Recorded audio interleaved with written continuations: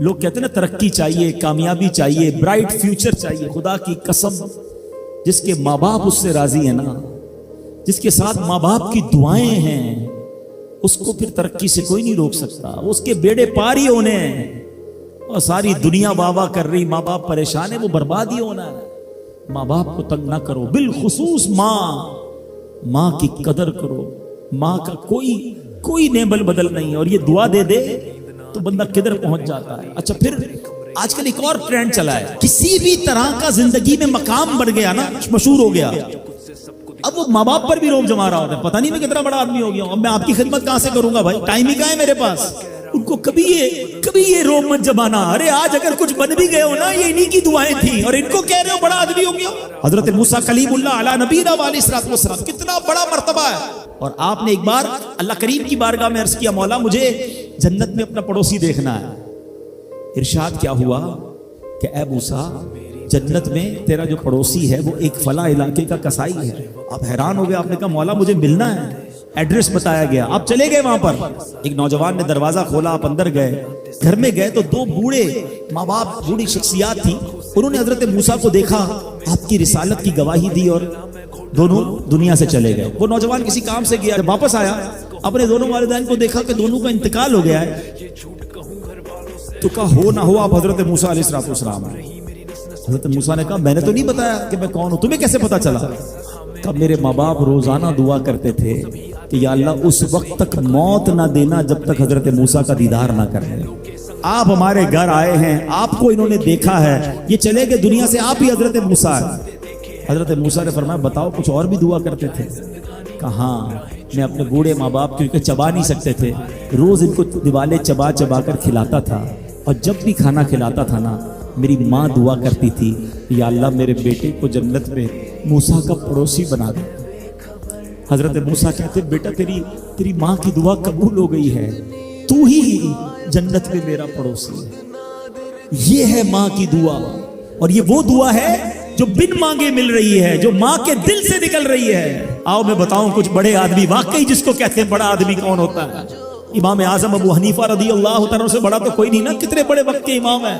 مگر آپ کی والدہ ایک مسجد کے امام صاحب سے انسپائر تھی، مقرر تھے، وہ اچھے بیان کرتے تھے.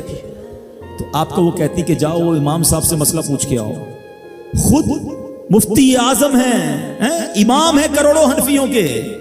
ماں کو یہ نہیں کہا کہ ماں پتہ نہیں میں کتنا بڑا مفتی ہوں، تم مجھے مسجد کے امام کے پاس بھیج رہی ہو. آج تو یہ ڈائریکٹ جواب دے دیتے ہیں نا، مجھے پتہ نہیں میں کون ہوں، مجھ سے بحث کر رہی ہو، اتنی کتابیں پڑھی ماں، تم نے تو پڑھا ہی کچھ نہیں. ابو جان آپ کو دنیا کا کیا پتا، مجھے پتا ہے. سنو امام اعظم، یہ ایسے نہیں بنتے بڑے لوگ. ماں کو کہتے ٹھیک ہے ماں، مسجد کے امام کے پاس جاتے، اس مقرر کے پاس جاتے.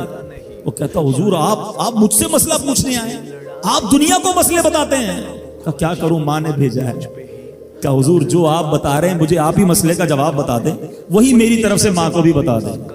ایک بار ماں نے کہا کہ میں خود جا کر پوچھوں گی، پھر بھی امام اعظم نے منع نہیں کیا. اچھا کئی میل کا سفر تھا. امام ابو یوسف کہتے ہیں ہم نے خود دیکھا کوفہ کی گلیوں میں کہ امام اعظم اس خچر یا اس سواری کے لگام تھامے ہوئے ہیں، ماں اس پر سوار ہے اور وہ بازار میں اسے لے کے جا رہے ہیں. ماں کو یہ نہیں کہا کہ ماں تم مجھے تکلیف دے رہی ہو، وہ میرا شاگردوں کا بھی شاگرد ہے، اس کو کیا پتا جو مجھے پتا ہے. اللہ اکبر. ماں جاتی ہیں، مسئلہ پوچھتی ہیں، واپس آتی ہیں، امام اعظم ماں کو کچھ نہیں کہتے. یہ ہوتا ہے ماں کی فرما برداری. آج دیکھو دنیا ان کے گن گا رہی ہے. سیدنا بایزید بستامی رضی اللہ تعالیٰ عنہ کتنا بڑا نام ہے، اولیاء کے سردار ہیں. دیکھو ماں کی خدمت کیسی کرتے تھے. آپ کی والدہ نے سردیوں کی رات تھی، سخت سردی کی رات، آپ سے پانی مانگا. حضرت بایزید بستامی ماں کے پاس پیالہ لے کر گئے تو ماں سو گئی تھی. ماں کے سرہانے پیالہ لے کر کھڑے رہے، رات بھر کھڑے رہے سخت سردی میں. پانی تھوڑا سا آپ کی انگلیوں پر گرا تو وہ پانی برف بن چکا تھا. ماں کی آنکھ کھلی، دیکھا بایزید بستامی بستر کے کنارے کھڑے ہیں. کہ بیٹا کیوں کھڑے ہو؟ کہ ماں آپ نے رات پانی مانگا تھا نا، اس لیے کھڑا رہا کہ نہ جانے کب آنکھ کھل جائے. اب جب پانی دینے کے لیے پیالہ الگ کیا نا تو وہ برف چمڑی سے چپک چکی تھی، تو جب وہ برف الگ ہوئی نا ہاتھ سے خون نکلنے لگا.